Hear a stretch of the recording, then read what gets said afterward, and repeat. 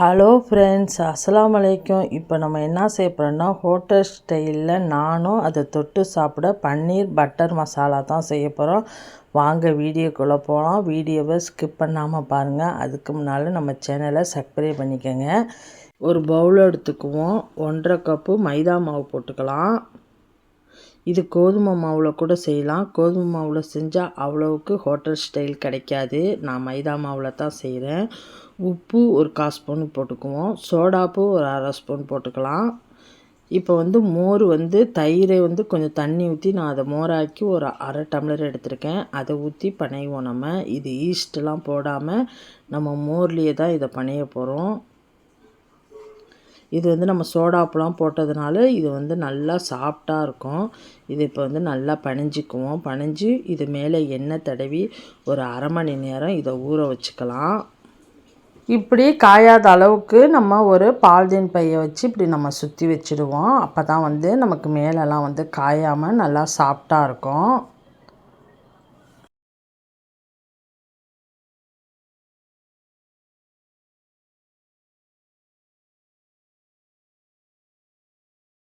இப்போ இது நல்லா ஒரு 1/2 மணி நேரம் நல்லா ஊறிடுச்சு. இப்போ இதை நம்ம 4 பீஸாக போட்டுக்கலாம். எனக்கு 4 நான் தான் வருது.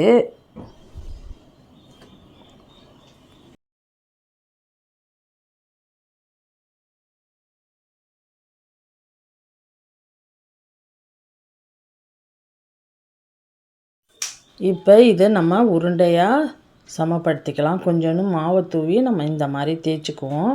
இது நான் உருண்டையாக தேய்க்கக்கூடாது. இப்படி கொஞ்சம் நீட்டாக வாக்கில் தான் இதை தேய்க்கணும். கடையில் வாங்கினா கூட நமக்கு இவ்வளோ சாஃப்டாக இருக்காது. நமக்கு வீட்டில் செஞ்சால் அவ்வளோ சாஃப்டாக இருக்கும். இது மேலே நம்ம தண்ணி தான் தடவிக்கணும்.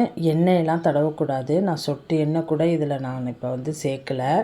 ஃபஸ்ட்டு மாவு காயாமல் இருக்கிறதுக்கு செய்தது தான். இதில் சும்மா பச்சை தண்ணியை தான் நம்ம இது மேலே அப்ளை பண்ணிக்கணும். அப்போ தான் தோசைக்கல்லில் நல்லா ஒட்டிக்கும். இரும்பு கல் இருந்தால் இரும்பு கல் போடலாம். நான் இரும்பு கல்லில் போடலை. அதனால் இந்த மாதிரி இந்த தவாவில் போட்டுக்கிறேன். இப்போ இது நம்ம தண்ணி தடவுனதுனால இது நல்லா ஒட்டிக்கும். இது அப்படியே செத்த நேரம் நம்ம கேஸில் இதை காட்டணும். உங்களுக்கு கேஸில் காட்ட விருப்பம் இல்லைன்னா நீங்கள் விறகடுப்பு இருந்தால் விறகடுப்பில் கூட இதை காட்டலாம். பாருங்கள் எந்த மாதிரி நல்லா இது நல்லா வெந்துட்டு இப்போ இது சூட்டோடைய பட்டர் கொஞ்சோன்னு தடவிக்கலாம். நான் 1 ஸ்பூன் பட்டர் எடுத்து இந்த மாதிரி நம்ம மேலே அப்ளை பண்ணிக்குவோம். அப்போ தான் நல்லா இன்னும் கொஞ்சம் நமக்கு நேரம் ஆக நல்லா சாஃப்டாக இருக்கும். நான் இன்னொன்று அந்த மாதிரி செஞ்சு எடுத்துக்கிட்டேன். இப்போ இதுக்கும் நம்ம பட்டர் தடவிக்கலாம். இந்த மாதிரி நான் எல்லாத்தையும் செஞ்சு எடுத்துக்கிறேன். ஆனால் சூட்டோடையே நம்ம பட்டர் தடவினா அப்போ தான் அது மெல்ட் ஆகுறது எல்லா பக்கமும் நல்லா தடவி விட்டுக்கலாம் நம்ம. இப்போ இது ரெடி ஆகிடுச்சு. இப்போ நம்ம கிரேவி செஞ்சுக்குவோம். இப்போ ஒரு பேன் எடுத்துக்குவோம். எண்ணெய் ஒரு 2 ஸ்பூன் விட்டுக்கலாம்.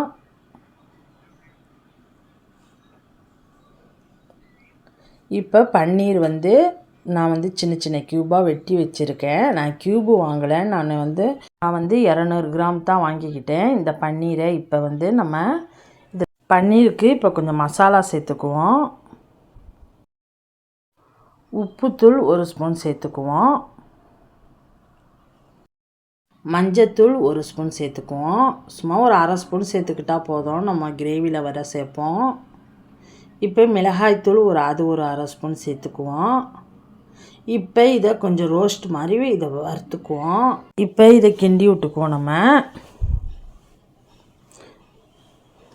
லேசாக வறுத்தா போதும். இப்போ ரெடி ஆகிடுச்சி. இதை இப்போ நம்ம அள்ளிக்கலாம்.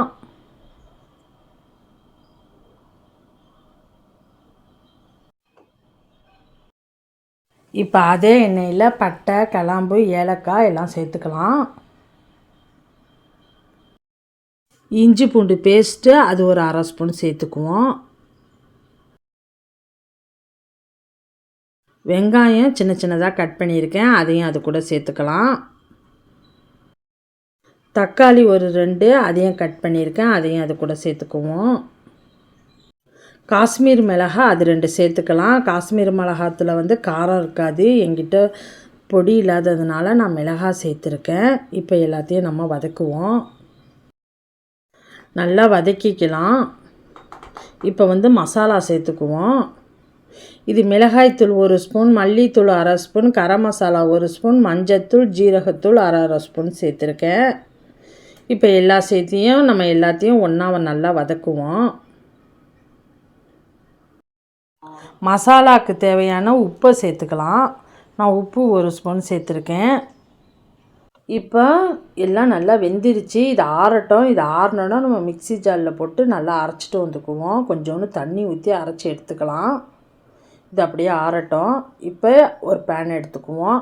அதில் நான் 2 ஸ்பூன் பட்டர் போட்டிருக்கேன்.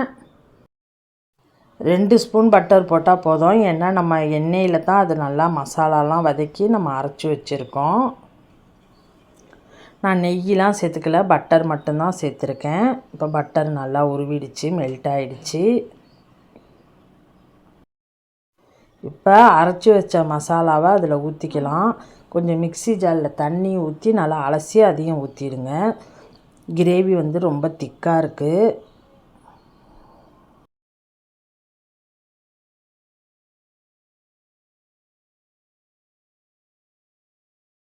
இப்போ கிரேவி வந்து நல்லா கொதிக்கட்டும். கொதித்து நமக்கு நல்லா எண்ணெய் பிரிஞ்சு வரும். உங்களுக்கு ரொம்ப திக்னஸாக இருந்துச்சுன்னா நீங்கள் இன்னும் கொஞ்சம் கூட தண்ணி சேர்த்துக்கலாம். இப்போ இது நல்லா கொதிக்கட்டும். இப்போ இந்த பன்னீரை நம்ம சேர்த்துக்குவோம்.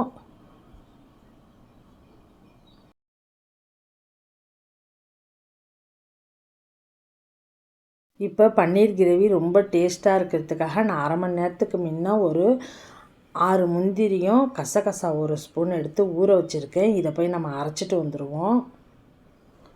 அரைச்ச பேஸ்ட்டை நம்ம வந்து கிரேவியில் சேர்த்துக்கலாம். இப்படி சேர்த்தோம்னா கிரேவி வந்து இன்னும் நமக்கு நல்ல ஒரு டேஸ்ட்டாக இருக்கும். இந்த நானோட தொட்டு சாப்பிடும் போது அவ்வளோ ஒரு டேஸ்ட்டாக இருக்கும்.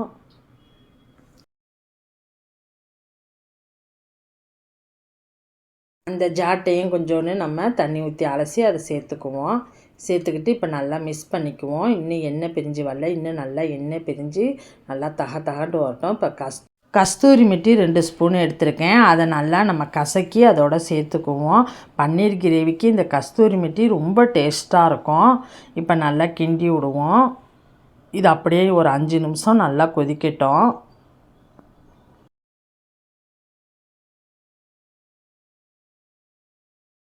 பாருங்கள், நல்லா 5 நிமிஷத்துக்கு நல்லா 10 நிமிஷமே நல்லா கொதிச்சிடுச்சு. நல்லா எண்ணெய் பிரிஞ்சு வந்துடுச்சு. பாருங்கள், நல்லா பன்னீர்லாம் நல்லா சாஃப்டாக இருக்குது, ரெடி ஆகிடுச்சு. இந்த மாதிரி நீங்களும் ட்ரை பண்ணி பாருங்கள். இது வந்து நானோட சேர்த்து வச்சு சாப்பிட்டா ரொம்ப டேஸ்ட்டாக இருக்கும். இந்த மாதிரி நீங்களும் ட்ரை பண்ணி பாருங்கள். இந்த வீடியோ பிடிச்சிருந்தா எனக்கு லைக் பண்ணுங்கள். மீண்டும் இன்ட்ரெஸ்டிங்கான வீடியோவில் மீட் பண்ணுவோம். ஓகே, பாய்.